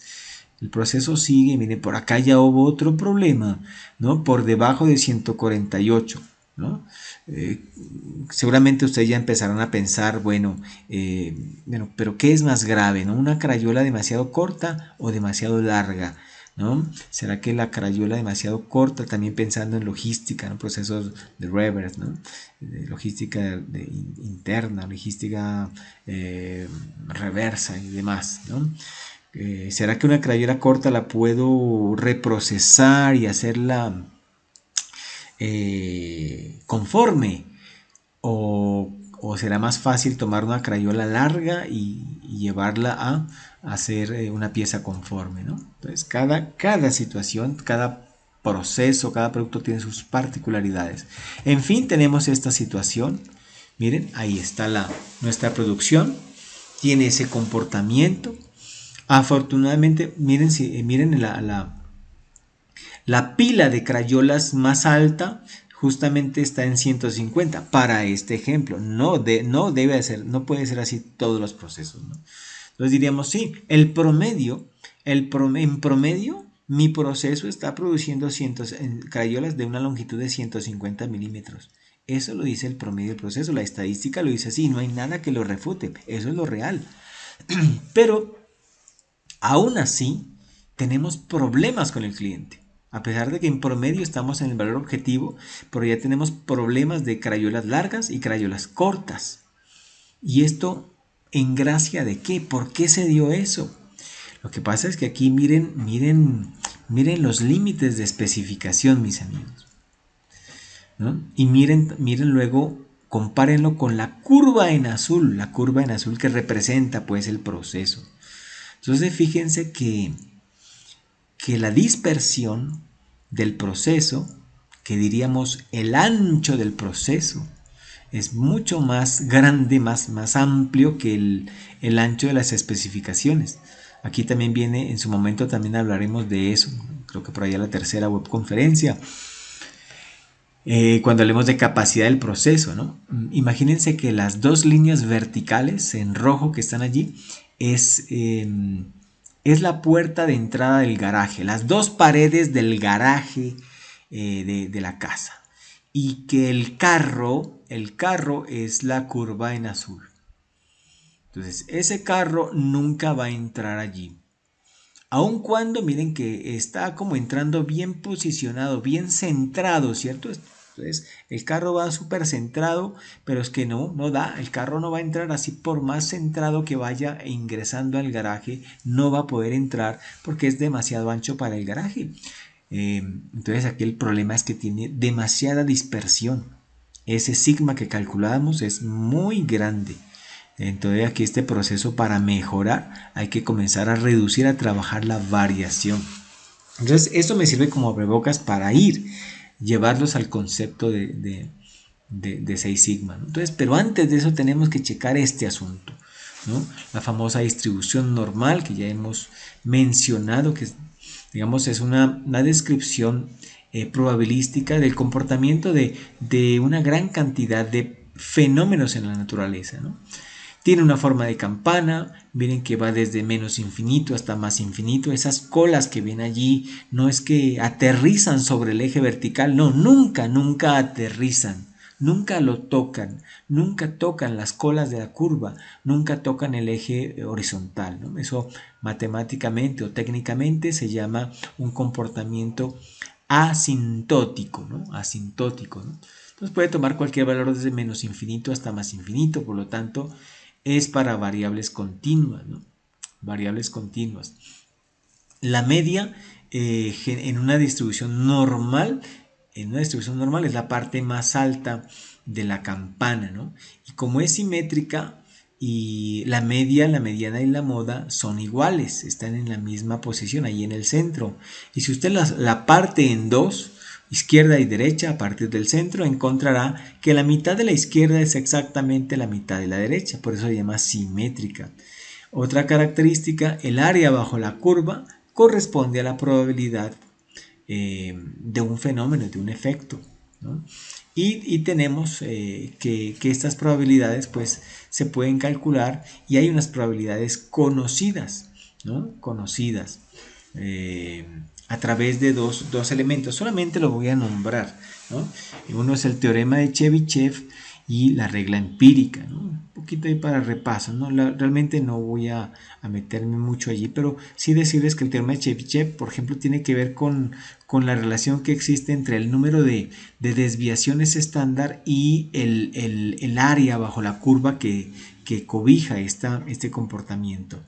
Y la regla empírica es una pequeña, digamos, variación, solo que la regla empírica se da con digamos, sobre una distribución normal estandarizada, donde la media es 0 y la desviación estándar es 1 para efectos de simplemente de estandarizar. Y ahí me está diciendo, y esto es, digamos, la regla importante que hay que aprender aquí. Solamente esto es lo más importante. Lo demás pues ya es un tema que se puede ir trabajando y conociendo a medida que ustedes avancen en el conocimiento de esto, ¿no?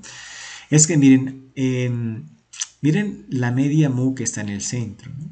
Y a izquierda y derecha de la media mu hay dos valores, ¿no? Uno a la izquierda que dice menos un sigma, menos una desviación estándar, quiere decir, y a la derecha de la letra mu dice un sigma, ¿no? Quiere decir que esa línea que está a una desviación estándar, ¿no? Está separada está distanciada del centro una desviación estándar. Aquí lo importante es recordar que en toda distribución normal estándar, digamos, el área, la probabilidad que existe a más o menos una desviación estándar es del 68,27%. A más menos dos desviaciones estándar tendríamos el 95,45%. Y a más o menos tres desviaciones estándar tendríamos abarcado el 99,73% de las probabilidades de la presentación de un evento. Esto lo voy a hacer más sencillo. ¿No? Y para ello, permítanme, voy a tomar otro recurso, mis amigos. Porque esto es bien importante para entrar al concepto de 6 sigma, 3 sigma, 6 sigma y listos, ¿no? Voy a abrir un Excel. Voy a abrir aquí un Excel, ¿no? Voy a compartirles el Excel.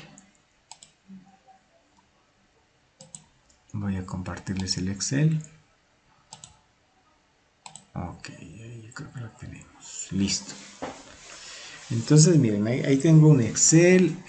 Vamos a decir lo siguiente, ¿no? Digamos que también estamos estudiando la variable estatura, ¿no? de los estudiantes de la UNAM que ven el curso Lean Six Sigma. Vamos a decir eso. Vamos a decir que, digamos, es un grupo finito, ¿no? Tiene una población. Voy a decir que la población es de 100 estudiantes. De 100. ¿Vale? Y voy a estudiar una pequeña muestra. Entonces voy a estudiar los estudiantes que asisten a la primera webconferencia del curso, ¿no? Voy a suponer que tenemos una... Y esa es la muestra, ¿no? Voy a decir que son 12 personas, ¿no? Y que en las 12 personas las medí, ¿no? Medí y sacamos la media de la muestra, ¿no? Entonces no voy a escribir mu, ¿no? Porque es la media de la muestra. Voy a escribir x barra, ¿no? X barra, ¿no? que se denota la media de la muestra. Voy a suponer aquí datos, ¿no? Voy a decir que la media de las 12 personas, no sé, voy a poner valores ahí, es de 1 con, digamos, 71. Voy a decir algo así, ¿no? 1 con 71 centímetros. Y que también sacamos la desviación estándar, pero de la muestra. A esa se la representa no con la letra sigma, sino con la letra S, porque es de una muestra, ¿no? S es un estimador del parámetro poblacional. Recuerden que cuando hablamos de población hablamos de parámetros, cuando hablamos de muestras hablamos de estadísticos. Y vamos a decir que la desviación estándar es de 0, voy a colocar unos valores, ¿no? De 0,1, ¿no? Para facilitar, 0,1, ¿no? Entonces, ¿qué diríamos, no? Un poco aquí como para que metodológicamente comprendamos la regla empírica y por qué es importante, ¿no? ¿Por qué es importante, no? Entonces, ya tenemos la desviación estándar. Entonces, vamos a decir aquí qué pasa a más o menos una desviación estándar. Más o menos una desviación estándar, ¿no? Voy a hacer aquí voy a colocar aquí una tablita, voy a hacer, ¿no? Voy a hacer una tablita aquí. Aquí colocar, permítanme, aquí hay que colocarla como entre comillas, aquí a menos,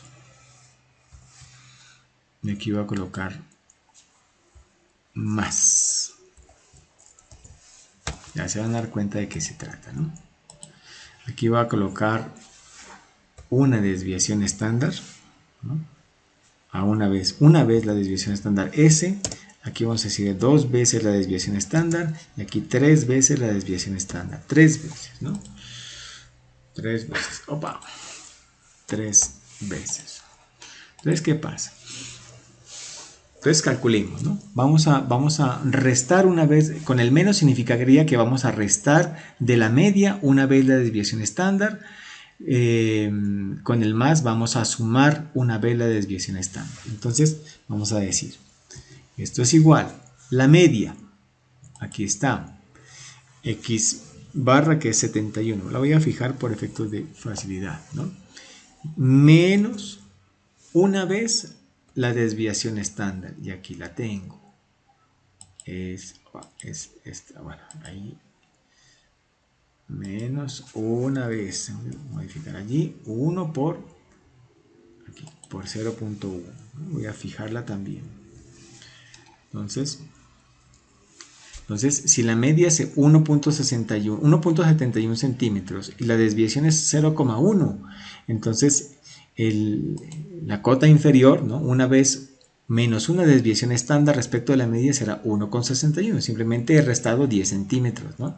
Y será 1,81, 1,81 si sumo, ¿no? Aquí voy a sumar, la fórmula me sirve la misma, solo que voy a sumarla. Permítanme ahí, aquí también hay cierto problemilla de delay. Listo. Entonces 1,81. Entonces mire, estamos a más o menos más o menos una desviación estándar. Voy a traer la gráfica que tenía en ese slide. Permítanme un minutito que voy a traer esa gráfica para que todo me quede lo mejor posible aquí, ¿no? Miren, esa gráfica, ¿no? Voy a hacerla un poquito más pequeña. Miren allí, ¿no? Entonces, bueno, ahí un poquito se desconfiguró ahí los valores, ¿no? Entonces, miren, a más menos 1, la zona verde, mis amigos, la zona verde, a más, entre más 1 y menos 1 desviación estándar, está el 68.1% de la población. Entonces, ¿qué quiere decir eso?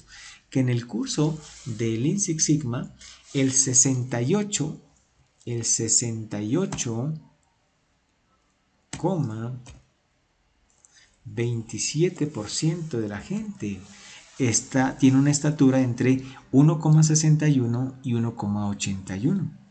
¿No? Por eso es tan importante eso. Vamos a ver qué pasa a 2 desviaciones estándar. Ya la probabilidad va a incrementar, ¿no? Va a incrementar. Entonces es la misma, pero ya no es a más menos una desviación, sino a más menos 2 desviaciones. Entonces miren que se va ampliando más, ¿no? Al lado y lado. Va a estar entre 151 y vamos a ver cuánto nos da acá. Y 1,91, ¿no?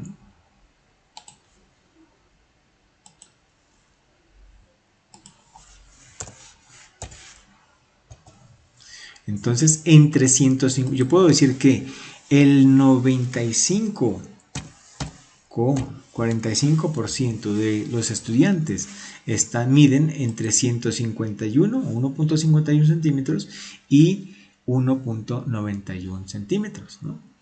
Entonces, no, estoy abarcando pues buena parte, ¿no? Me falta un 4,55%, ¿no? Para cubrir. A 3 desviaciones, miren, es el 99,73%.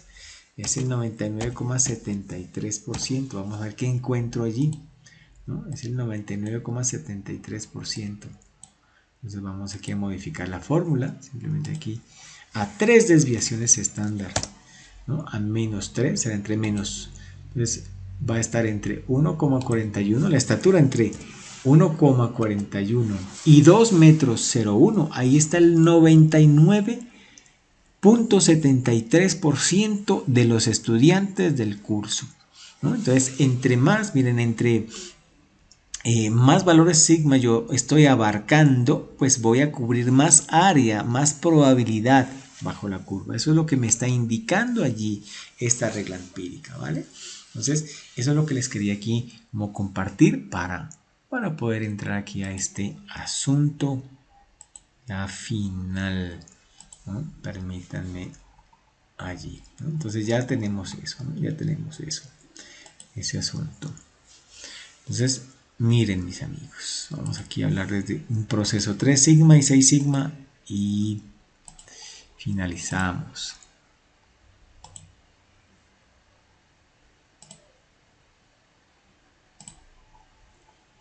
Bueno, estoy compartiendo nuevamente la presentación. Ok, ahí está presentándose. Entonces, el proceso 3 sigma, ¿no? Proceso 3 sigma. Entonces, la siguiente curva de distribución de probabilidad normal, ya están un poquitín ahí familiarizados, por lo menos una noción de probabilidad normal, es de una característica de calidad cualquiera. Aquí hemos hablado de peso, hemos hablado de longitud, etc. Aquí vamos a ver cualquiera. Y los límites de especificación, los que pone el cliente, van a estar ubicados a 3 desviaciones estándar. ¿Recuerdan? A 3 desviaciones, hace un momento lo acabamos de ver.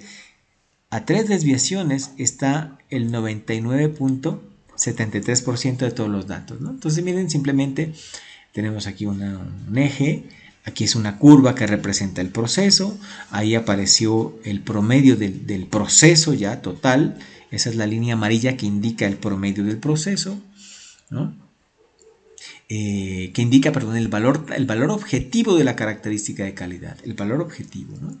Y da la casualidad, lo bueno, que el proceso, el promedio del proceso, miren que la curva, la punta de la curva, la cima, está justamente ahí donde el cliente quiere, en el promedio, en la línea amarilla, que es el valor objetivo, hay una desviación estándar cualquiera.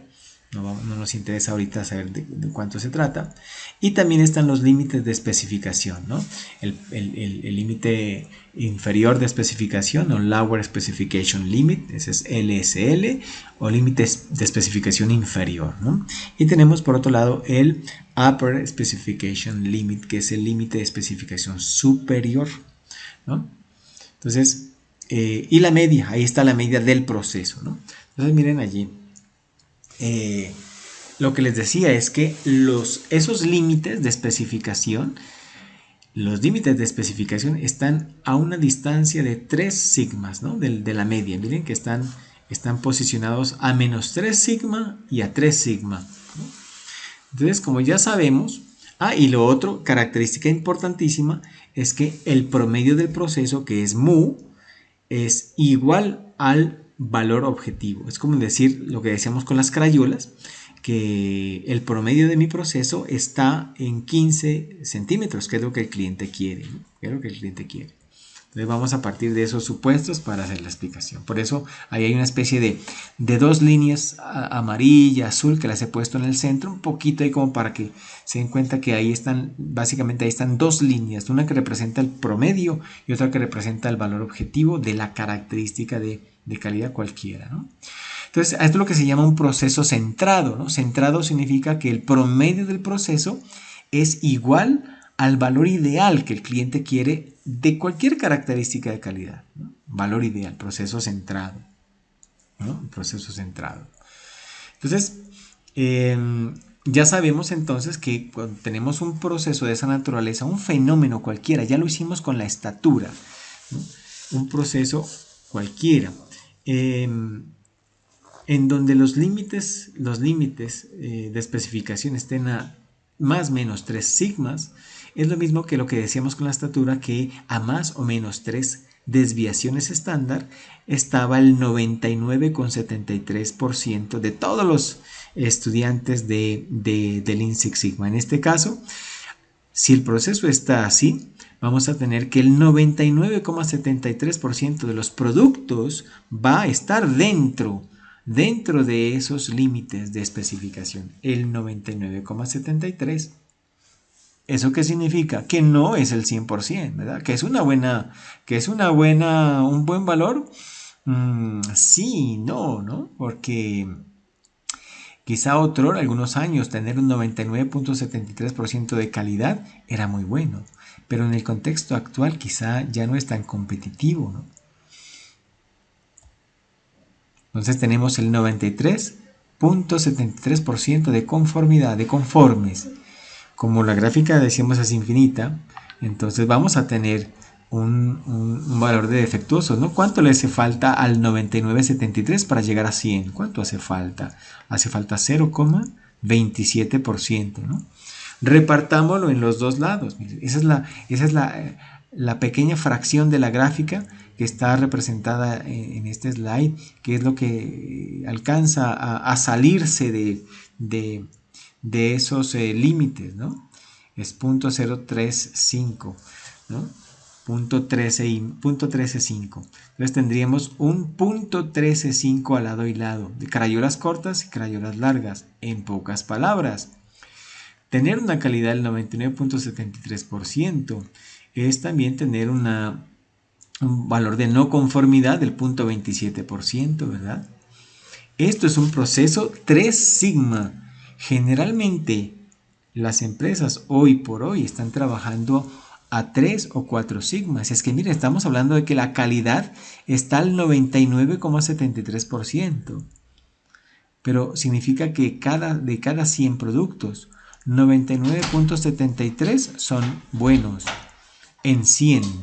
En 1000, ¿no? Entonces, ¿qué tenemos también allí, ¿no? También tendríamos que en 100 ni siquiera uno es defectuoso. 0,27 es defectuoso.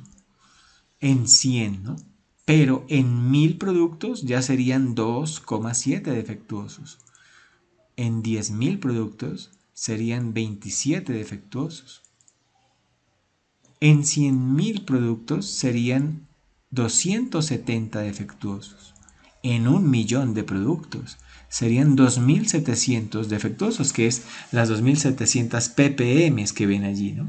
Esto es un proceso calidad 3 sigma, que digo, en el contexto actual no es competitivo, no son empresas de talla mundial. Y es la gran mayoría de empresas que trabajan de 3 a 4 sigma. Obviamente las que trabajan a 4 sigma será aquellas que, como ustedes pueden ver, los límites de especificación estarán no a 3 sino a 4 sigmas. Entonces ya el valor del porcentaje de defectuosos todavía será más pequeño, pero va a tener inconvenientes también. Vamos a ver entonces lo que sigue, ¿no? Pues en el caso de las crayolas, ¿no? ¿Qué pasaba allí? Entonces tenemos el comportamiento del proceso, 150 el valor ideal, la dispersión, límites de especificación puestos a 3 desviaciones estándar, ¿no?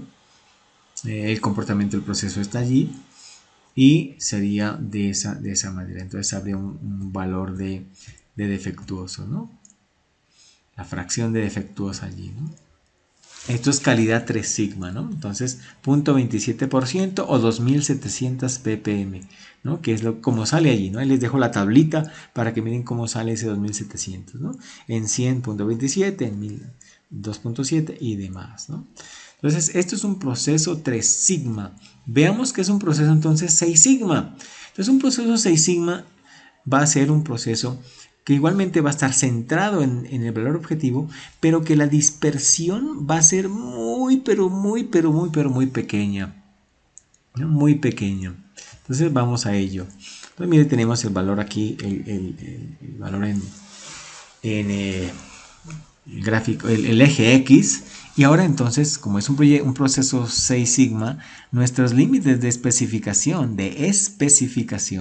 no van a estar a más menos 3 desviaciones estándar, sino que van a estar a más menos 6 desviaciones estándar, como está allí viendo, ¿no? 6 desviaciones. Allí está nuestro indicador del valor target, donde está el valor target, y la distancia, ¿no? 6 sigmas, ¿no? A lado y lado, obviamente, ¿no? Para que esta condición se pueda cumplir, se necesita que la dispersión del proceso sea muy pequeña, muy pequeña.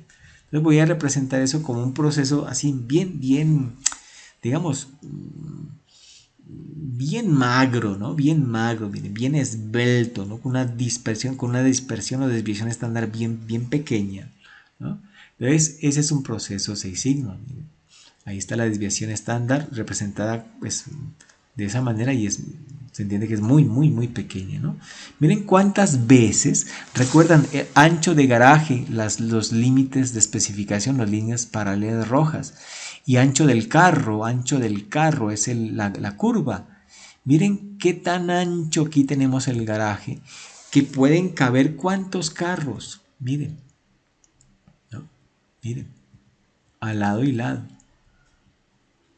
Incluso puede darse el lujo de entrar no centrado y no pasa nada, miren, o sea, tiene un buen nivel, ¿no? Entonces, esto pictográficamente sería un proceso 6 sigma. Vamos a ver qué quiere decir esto, ¿no?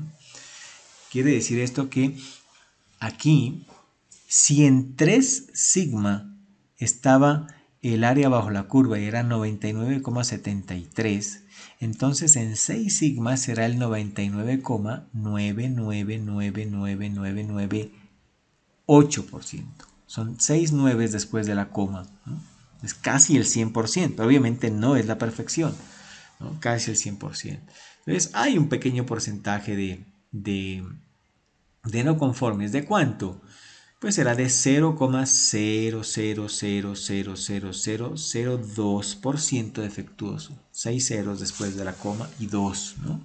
Entonces ese es un proceso 6 sigma puro, ¿no? Proceso 6 sigma con el concepto allí pleno, ¿no? Entonces ese punto 0.0000002% defectuoso, eso equivale, ¿sabe a cuánto? Equivale a dos defectos.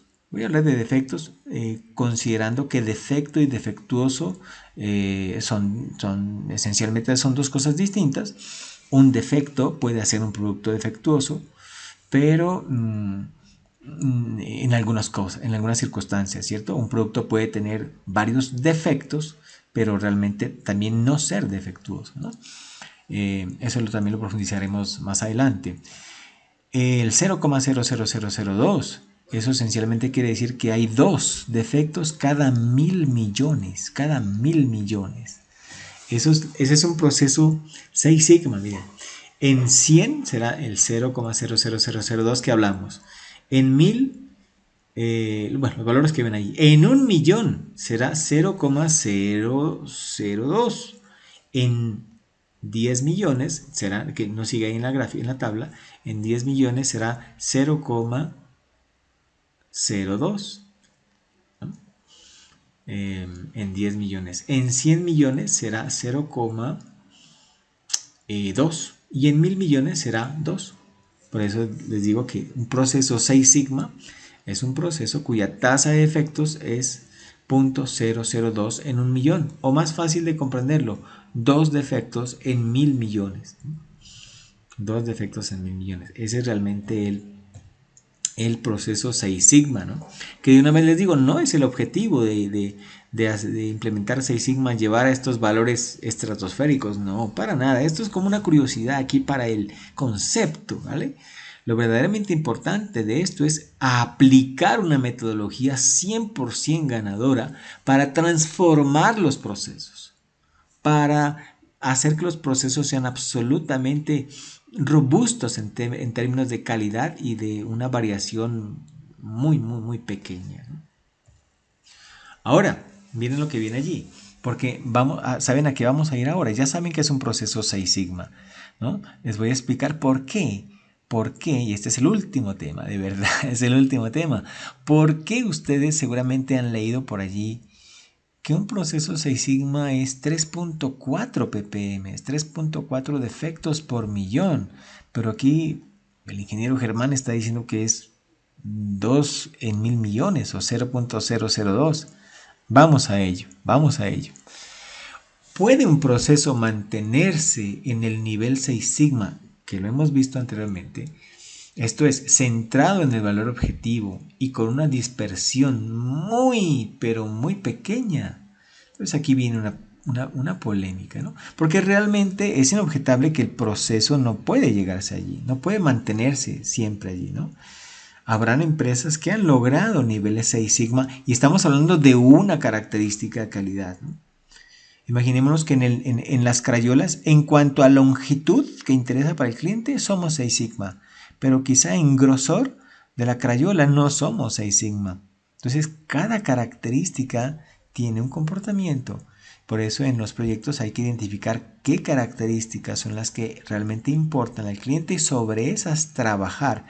Repito, no para llevarlas a 6 sigma, porque es un proceso realmente de cultura, de años. Y quizá eso puede ser no muy práctico, pero sí hacer con la aplicación de 6 sigma unas transformaciones bien importantes. Entonces miren esto, ¿no? Entonces aquí viene una pequeña inconsistencia desde los albores de 6 sigma, desde los inicios, por allá si ustedes ya leyeron la historia de 6 sigma, por allá en 1987, empieza esta polémica cuando nace el concepto, ¿no? Y es que efectivamente parte de algo cierto, algo serio, y es que los procesos no pueden mantenerse en esa condición ideal, ¿no? Puede tener una cierta... los procesos tienen ciertos disturbios, ¿no? Ciertas alteraciones, mejor, ¿no? Alteraciones, ¿no? Entonces, vamos a llegar a ese concepto de 6 sigma que está allí como 3.4, pero vamos a verlo así, de esta manera, ¿no? ¿Será posible mantener el proceso siempre centrado allí, como lo veíamos, que es 6 sigma, ¿no? Entonces, realmente no. ¿Qué pasa si la media del proceso tiene una alteración, ¿no? Supongamos que la media del proceso, ¿no?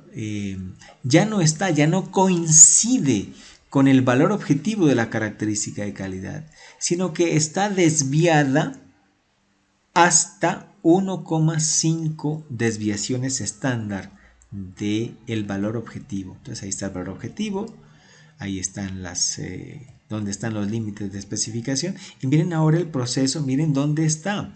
Si se dan cuenta, la media de ese proceso está está a mitad de camino entre una desviación y dos desviaciones, o sea, 1.5, ¿no? Entonces, el concepto, que es ampliamente difundido, indica que un proceso 6 sigma centrado en el valor objetivo puede sufrir alteraciones en la media, puede descentrarse.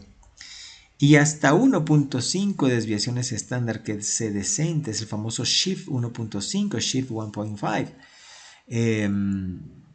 Es un proceso cuyo concepto es 6 sigma y eso equivale a 3.4, pero ya vimos que realmente no es 6 sigma, ¿no? Es menos, ¿no? Miren arriba, ¿cuántos procesos caben al lado y lado? ¿No? Caben casi 6, ¿no? Y realmente acá en el de abajo no caben 6, caben 4, ¿no? Caben 4 y un poquito. Realmente si el proceso se desvía 1.5, realmente es 4.4 sigmas realmente. Vamos a verlo a continuación. Bueno, ahí viene. En esencia, los procesos tienen una alteración. Entonces, ¿qué pasa allí? Límites de especificación, proceso centrado, pero vamos a hacerlo como lo plantean allí. Entonces el proceso no va a estar centrado, sino que va a estar desplazado el centro del proceso, el promedio del proceso va a estar desplazado 1.5 sigmas al lado y lado. ¿Sí? Entonces, como se dan cuenta, caben apenas 4 y algo más, ¿no? Procesos al lado y lado, ¿no?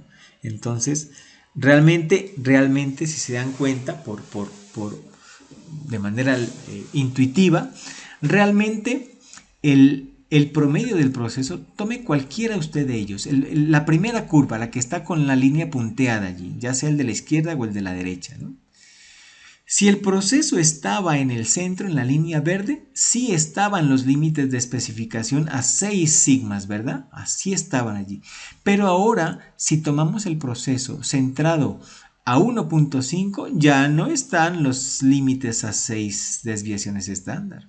Están a 4 desviaciones estándar y media, ¿verdad? A 4 y media. Entonces realmente es 4.5 sigmas. Y a 4.5 sigmas encontramos es el 99,99966% de conformidad. Por lo tanto, la no conformidad será de 0.0034%.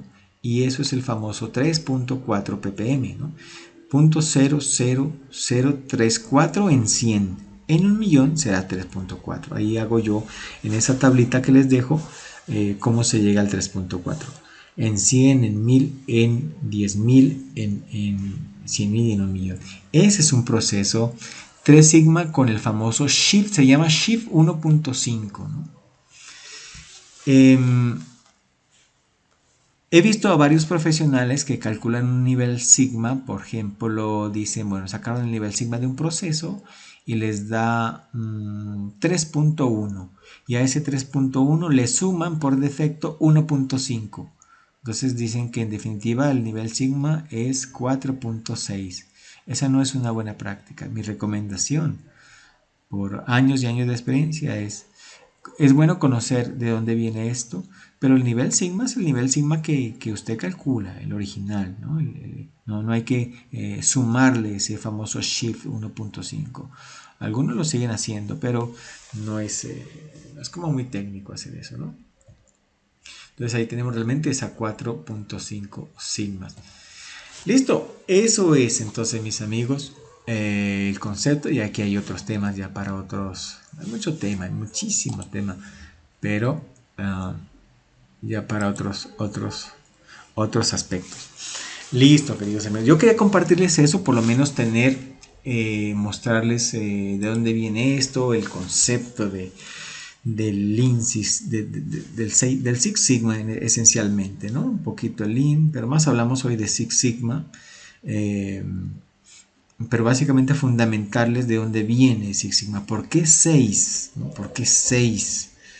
6 sigma, ¿por qué no otro valor? ¿No? Porque a veces comprendemos que 6 sigma es 3.4 ppm, pero ya saben que tiene una implicación, ¿no? Porque realmente la polémica es que se indicó en sus comienzos que el proceso tiene una desviación de 1.5, pero ¿por qué no pudo haber sido 1.7 o 1.8?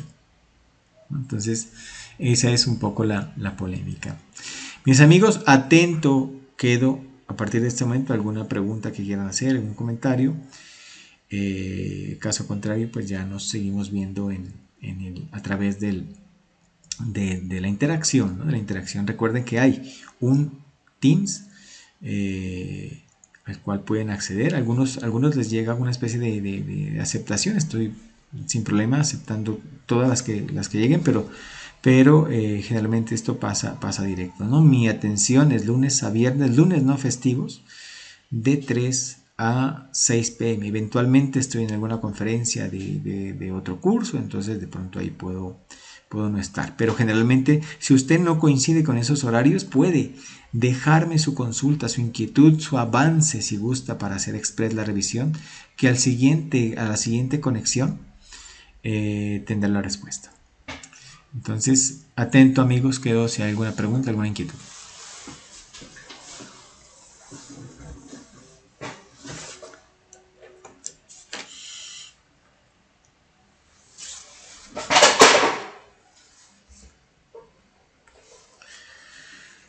Listo, todo bom, todo joya, todo bien. Listo, entonces agradeciendo a Stephanie, Juan Pablo, Andrés, que llegaron hasta el final. Y bueno, nos seguimos viendo en otros espacios, muchachos.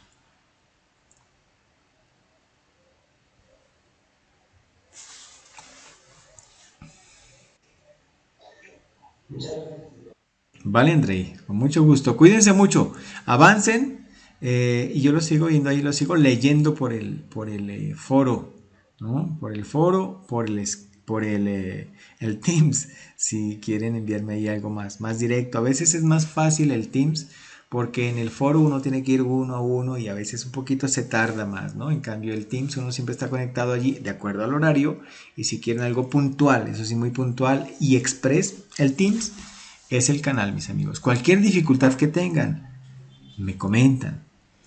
Recomendación, no dejen de hacer esta actividad inicial. Yo sé que son 25 punticos, de pronto a algunos no les parece gran cosa, pero es importante más que los puntos, es importante por su fundamentación porque los va a encarrilar a lo que viene, ¿vale? Si hay alguna dificultad, coméntenme. Trato siempre de buscar soluciones a los problemas, no lo contrario. Así que cuenten conmigo. ¿Vale? Cuídense mucho. Que estén bien.